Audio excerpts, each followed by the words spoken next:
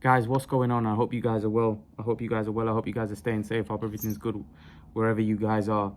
Guys, before I get into the video, I just want to address a point. Reynold Powell, I think you're a sub that watches my video. You made a comment in the comment section about when the video I just made about Demetrius Andrade, saying that I'm biased, I suppose against Demetrius Andrade. I've pointed out this many times before, and the reason why I like to see some of the comments and see you guys give your take, but then give my take on some of your comments, which, to be honest, I have no problem if you think I'm biased. I don't have any problem. Now, you put in the comments that, you know, Andrade hasn't disappeared. He's actually working out on Instagram. Firstly, I don't follow Demetrius on Instagram, so I wouldn't know what he's doing. What I meant by when I said he disappeared, I meant that he's disappeared. I've not seen any interviews. I've not seen anything from him or heard from him in a long time. For me, that's disappearing. I don't know where he's gone since he got injured. We don't know what's going on, whether he's staying at 160, 168. We don't know what his promoter situation is. We don't know anything about Demetrius Andrade, what's going on. He's 35 years of age. It's time to get a move on. I'm confused to what's happening. So for me, at 35 years of age, for a guy that's been around for so long now, I was probably in college when he was fighting. He's not had a meaningful fight at world level. He's not had any fights where any meaning. That's not biased. That's majority of 95%. Unless you are an Andrade fanboy, that's majority of what people think. You know, bias is when you have something against, you know, a certain type. Like if I have something against black fighters, or which I don't, because at the end of the day, I've come on here and said many times that my favorite fighter of all time is Ali. I've also given people like Floyd Mayweather a hell of a lot of credit, and I've even said, a lot of you guys say that you like Canelo. I've openly said I think Floyd is better than Canelo. So again, that again rubbishes some of your claims, because a lot of you say that I'm I'm favorable towards Canelo, which is not true, because otherwise I wouldn't say that Floyd is better than Canelo. And the other thing is, the reason why Floyd and Ali were greats, how many Hall of Famers did Ali beat? How many Hall of Famers did Floyd Mayweather beat? How many Hall of Famers did Demetrius Andrade beat? Now, if Andrade retires tomorrow, he's not going to go down a great. Andrade's going to go down as just a normal Joe. Look, I've only had one fighter from my background that did anything in boxing, and that was Amir Khan. Apart from that, there's been no fighter from my background that has done anything, really, in boxing. Now,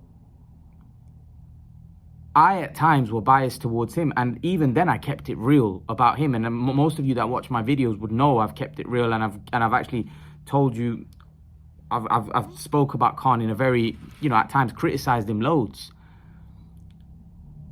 But when it comes to Demetrius Andrade, it's not the fact that I'm a hater of him, or I don't like him, or I'm biased against him. Absolutely not true. I actually think he's a very good fighter. I just think the fact that the guy's is a wasted career for me. Yeah, he's a 2-division world champion. He's successful. He's probably made some good money as well. He's probably wealthy. He's probably a millionaire. But the point I'm making is, it's at the end of the day, for me, at world level, he's not beaten anybody of any kind of note.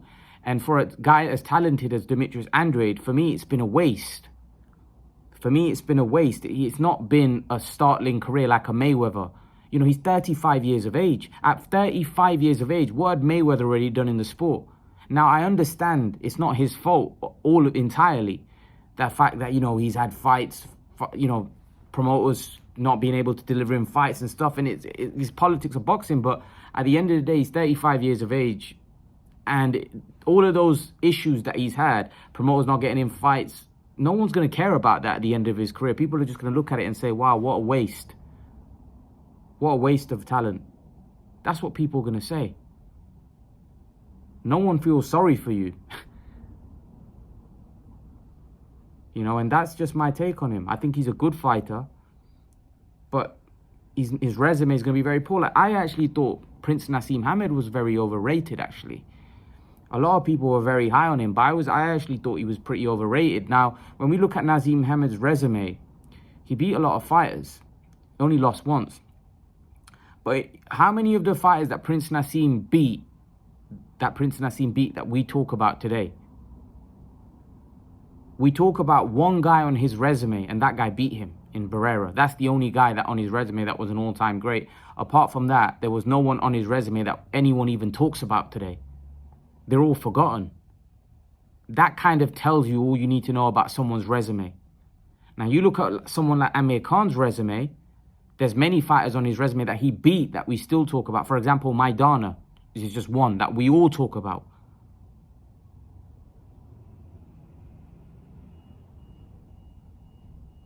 You know? So the point I'm trying to make is, yeah, sometimes your record might be worse than somebody else's, but at the end of the day, who did you fight? Who did you beat? These are things matter. So Andrade has a very good record. What is he, 30-something and 0? 2-division world champion. But at the end of the day, when you go into the bones of it, when you go down to the nitty-gritty of it, we know deep down, the boxing fans know that his resume is poor. There's not been any top names on the record. Like I said, for me, Prince Naseem was overrated. I thought the way people looked at him and viewed him, that's just my opinion. I'm not saying I'm right. And some people criticize me for saying Prince Naseem was overrated, but that's just my opinion. I'm not saying I'm right. He was a very talented fighter, a very gifted fighter, an entertainer. And Stephen made a great point about Naseem. Stephen said Prince Naseem was a fighter who went into the Hall of Fame not so much for how good he was, but what he brought to boxing in terms of entertainment, which is true. And someone like Stephen, who understands the sport, knows that. But there's a lot of people that actually think of him and say he's one of the greatest, which he's not. Because his resume, like I said, how many of the guys that he beat can you name today that you were on Hall of Famers? Nobody. So the point I'm trying to say that I just feel like, that's my opinion anyway. I just feel like your resume is very important. Guys like Ali, Mayweather look how many Hall of Famers they had on their records.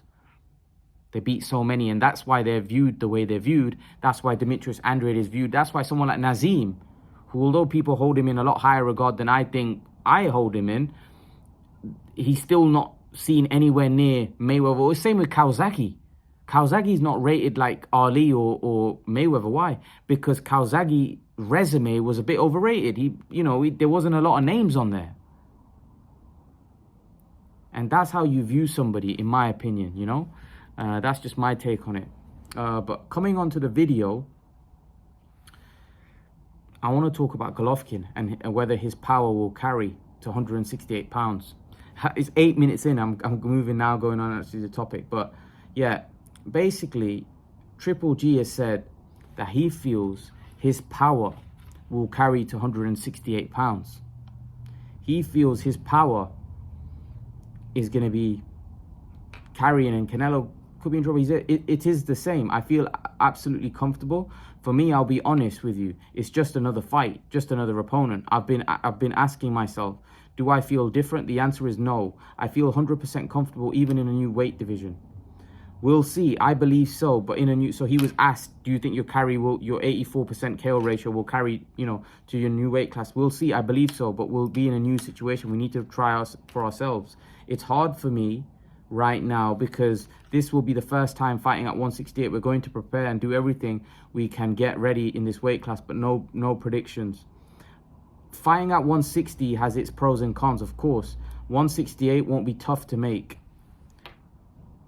Boxers at this level are really hard punchers. You don't realize how hard it is until you get punched.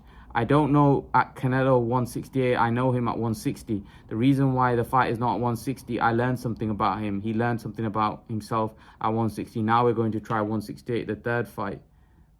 Okay, so do I think Golovkin's power will carry at 168?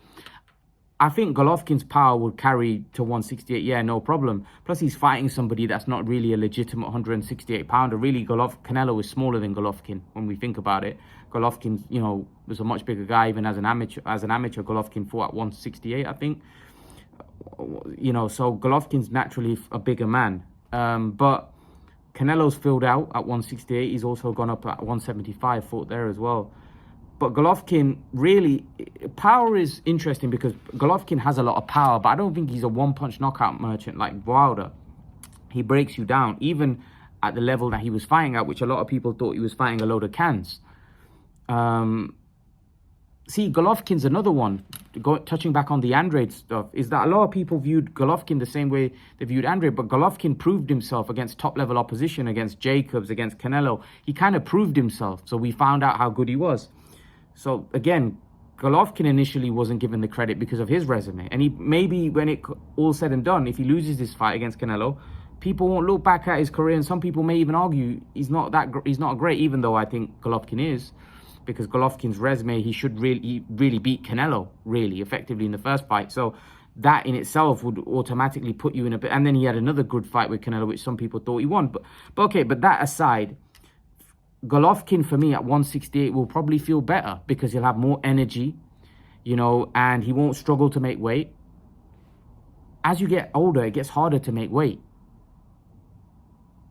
He won't struggle to make weight now. He won't struggle to make weight. He'll make weight easy. And that's what he said. He'll be more comfortable making weight, so he'll be at ease. He'll feel good. And there's a good chance that he could potentially, he'll have better stamina, more energy.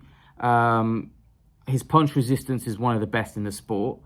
I just think that this is a very good move. I don't think how this is going to be any. People will say, oh, well, Golovkin will be slow, and he's not the fastest anyway. You know, it's not slow. It doesn't really matter. Golovkin's a pressure fighter. He cuts the ring off, walks you down. That's how he fights. You know, and of course, he's going to be slow, whether he's at 160 or 168, because he's 40 almost, 41 probably by the time he fights him. Who knows? But he's 40 years of age, you know, so he's going to be slow. But the point is, I think that being at 168 is something that I think Golovkin should have done a long time ago in order to take more risk. I think he should have fought Andre Ward and gone and tested himself. And he didn't fight Andre Ward. That was a big question mark on Golovkin's legacy, because there was an opportunity where he waited for Canelo where he could have gone up and fought Ward.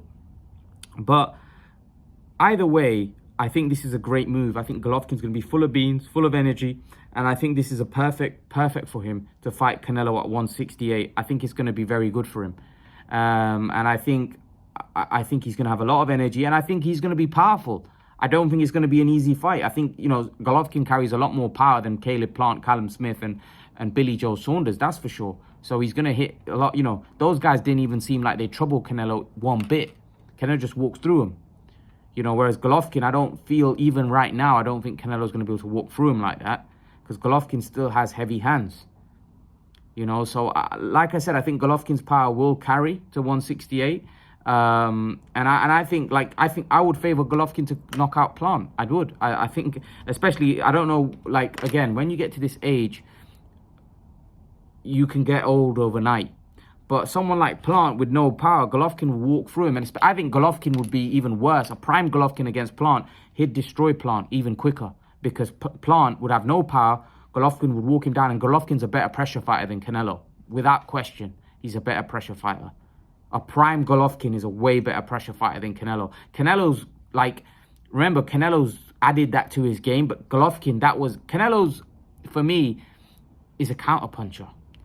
He likes a guy coming to him and he can counterpunch. With Golovkin, Golovkin's just very skilled pressure fighter, and he's got a granite chin. So Canelo, even though Canelo hit Golovkin with some big eye-catching shots, Golovkin's chin is like granite, so they were just bouncing off Golovkin's chin. And that kind of worried Canelo, because Golovkin just kept coming forward, and Canelo was getting fatigued, especially in the first fight, and he kind of gassed, you know, and you could tell that, you know, this guy was overpowering him in the first fight.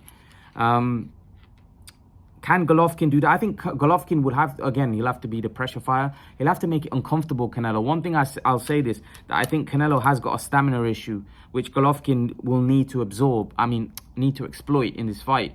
The stamina issue is one where, you know, if you can make Canelo work when Canelo likes to have time off.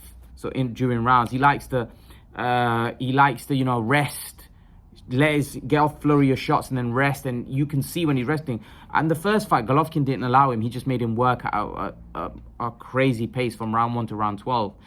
You need to make Canelo uncomfortable in order for to make Canelo gassed or stamina, where you can see Canelo's now blowing, or he doesn't look himself.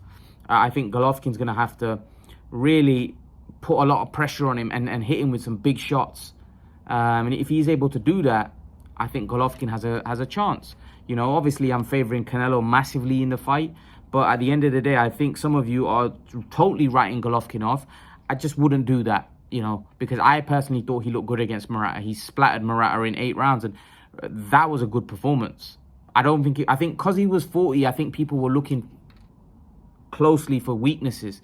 When if you go back and watch an old Golovkin, although he's faster, Golovkin had the same weaknesses back then. He get hit a lot, he got caught a lot. And Golovkin always, Barry Jones made a good point. Golovkin always looks like he's gassed and he's about to go down, like he's blowing, like where he's puffing his cheeks out. But actually, he's not in a lot of trouble. That's just how he fights. That's just the reaction he gives when he fights. But he's not in trouble. But we thought he was in trouble when he actually wasn't. Because let's be honest, he won the fight pretty comfortably. So for me, I think his power will carry, and I think if he's able to do what he did in the first and second fight, I think he'll give Canelo a lot of trouble. I do think stylistically, I think Golovkin is always going to be a troublesome fight for Canelo. It's not going to be an easy fight, and against anyone. When is Golovkin an easy fight for anyone? Never. He's never an easy fight. Golovkin's always a tough fight for no matter who he gets in the ring with. It's just how he is. He's just a tough man, strong man, punches very hard. He's just a very strong man. So he's going to be a tough for no matter who decides to get in the ring with him. But yeah, I'm actually getting more and more excited now. We're in July. We've got August and September. We're not that far away now. We're not far away from this blockbuster. So yeah, I can't wait. Leave your thoughts. Let me know what you think in the comment section below. And I'll see you guys in the next video. Peace.